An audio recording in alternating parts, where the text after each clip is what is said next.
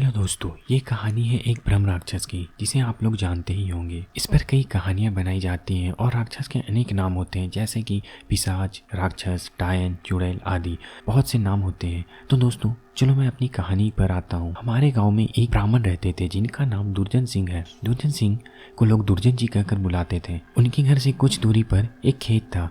उस खेत में एक बहुत बड़ा बरगद का पेड़ था। वो बरगद का पेड़ बहुत पुराना था। कुछ समय के बाद उन्होंने उस खेत पर घर बनाने का सोचा।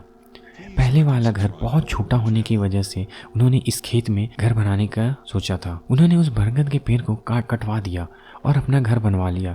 कुछ दिन तो ठीक ठाक चला, पर कुछ दिन बाद दुर्जन जी बड़े परेशान रहने लगे। वह कभी पूजा करते और कभी नहीं करते। तो उनकी बीवी ने उनके बदले स्वभाव को देखकर पूछा कि तुम आजकल पूजा क्यों नहीं करते हो और आजकल बदले बदले भी रहते हो, कभी बच्चों को डांटते रहते हो, तुम्हें हुआ क्या है?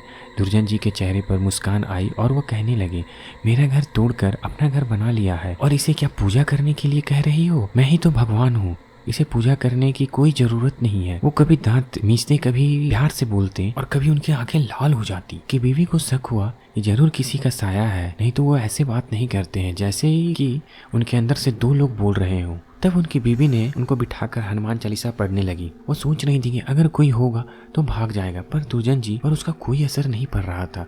वह एक टक लगाए देखे जा रहे थे। उनकी बीवी काफी मंत्र और गायत्री मंत्र पढ़े जा रही थी। तभी दुर्जन जी की आंखें लाल हो गई और कहने लगे, मैं किसी से नहीं डरने वाला हूँ और तू क्या समझ रही है, मैं ऐसे इसे छोड़ दूंगा?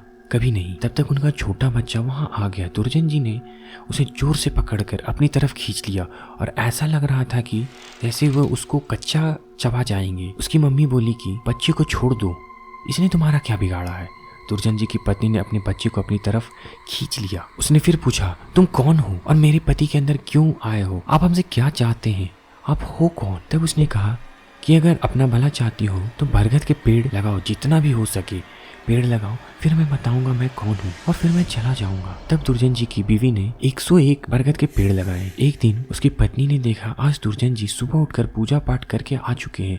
तब दुर्जन जी के अंदर जो साया था उसने बोला, मैं तुम्हारे पति को आज छोड़ के जा रहा हूँ, तुम सदा सुखी रहो, तुम्हारा आचार विचार बहुत अच्छा है। मैं ब्रह्म राक्षस हूँ, वैसे मैं किसी को भी नहीं छोड़ता और ना किसी से डरता हूँ। तुम्हारे पति ने मेरे बरगद के पेड़ को काट दिया था जिस पर मैं हजारों सालों से रह रहा था। मुझे गुस्सा तो आया, पर मैं तुम्हारी अच्छाई के कारण तुम्हारे पति को छोड़कर जा रहा हूँ। तभी दुर्जन जी अचानक सही हो गए। तब दुर्जन जी की बीवी की आंखों में आंसू आ गए। तो दोस्तों, अगर बूढ़े के साथ अगर तुम भी अच्छा करोगे तो वो एक दिन वह भी अच्छा हो जाता है। अगर आपको ये कहानी अच्छी लगी होगी तो हमें कमेंट सेक्शन में जरूर बताएं और इसी तरह की कहानियां सुनने के लिए हमारे चैनल को सब्सक्राइब करें, बेल आइकन को दबाएं। तब तक के लिए Vande Mataram and stay safe.